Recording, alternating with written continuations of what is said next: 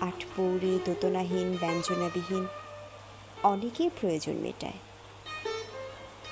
প্রতীক্ষাই আমাদের ব্যবহার্য সঠিক শব্দ। অনুমান অপর শব্দটি আমাদের ব্যবহারের অযোগ্য। আমরা কি একে অপরের জন্য প্রতীক্ষা করব না? আমি তোমার জন্যে পথপ্রান্তে অশ্বত্থের মতো দাঁড়িয়ে থাকব, ওই বৃক্ষ অনন্তকাল ধরে যোগ্য পথিকের জন্য প্রতীক্ষমান।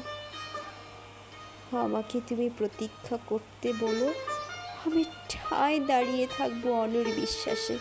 দাঁড়িয়ে থাকতে থাকতে আমার পায়ে শিকড় গজাবে।